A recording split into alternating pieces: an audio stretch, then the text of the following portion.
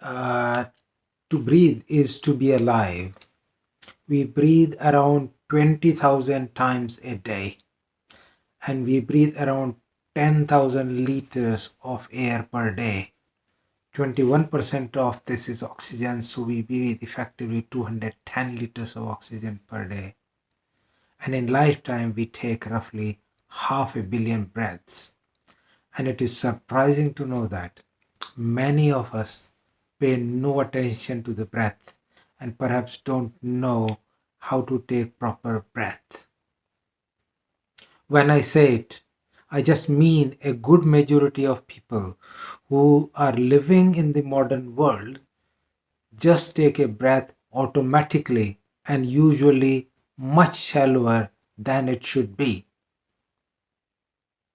It is none of their fault, as the modern life is full of stress, some of which is conscious, and a vast majority of this is subconscious or unconscious stress, meaning thereby that we don't know what we are stressed about and when we are actually stressed.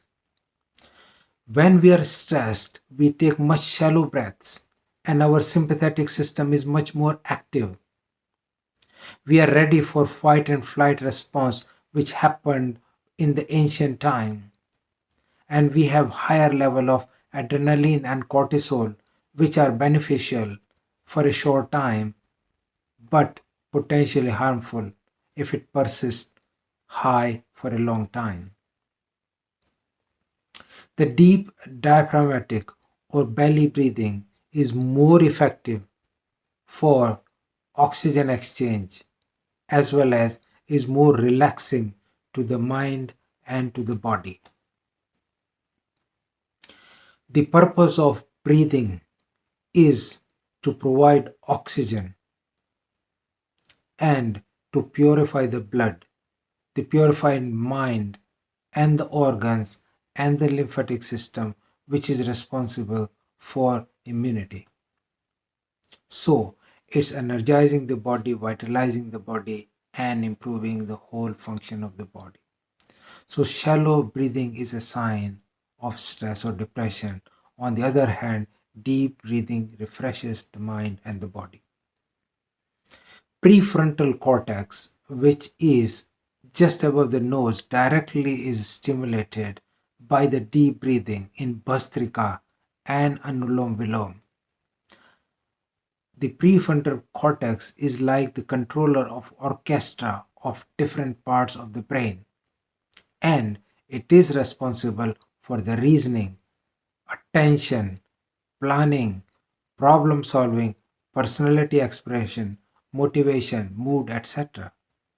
And I'm not describing Bhastrika or Anulom Vilom or Brahmari or Kapalbhati as most of people attending this yoga day know it. However, you can go to yogaforhealth.com or check out my book, Breathing for Life, to know more details. And using these breathing techniques, we can improve the way we live. Anulom Vilom or alternate nostril breathing or nostril switch helps stimulating insula, which is a part of the brain responsible for self-recognition, time perception, visual and auditory awareness, body balancing control, etc. In yogic science, they call it balancing nadi, ida and pingala. And I am giving more scientific aspect of this breathing and the effect.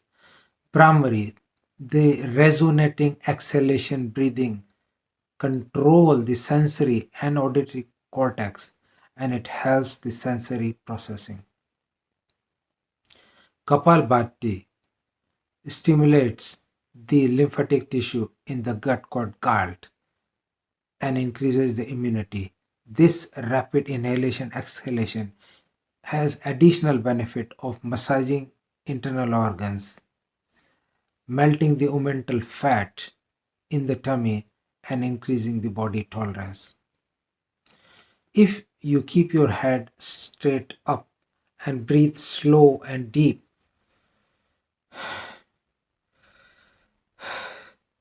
like 6 or 8 in a minute for a period of 5 minutes, you will find that it dramatically reduces your stress. And in theory, you can effectively slow down your breathing or change the speed of breathing in order to change the neurochemical release within brain and possibly change the thought processing and the self-control. The monks and saints in past could control their thought process and self-control with the breathing, meditation, and pranayama, and these were used very regularly in past. However, they seem to disappear in the regular world. Many people in this world are not refreshed even after the sleep due to the heightened tone of the sympathetic system, which keeps them alert but not relaxed. You can resource resilience through breathing. You can rest and restore or relax your body through parasympathetic activation. In addition to the traditional yogic breathing, there are other forms of breathing techniques to press the reset button and change the body to a relaxed mode. A simple method was used in Japan in past, whereas a boxed approach to breathing was used, where you take a deep inhalation of 5 seconds, 5 seconds hold there, then 5 seconds of deep exhalation or breathing out, and then 5 seconds hold before the next inhalation begin. And they kept doing again and again, and they found that it has been very relaxing for the body, and they lived longer and happier.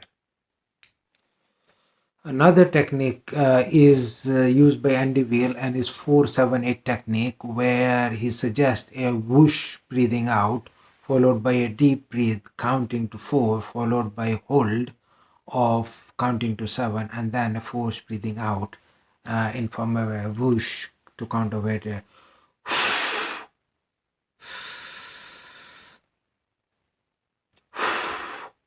And this is, I found, quite pattern pattern breaking and helping to relax.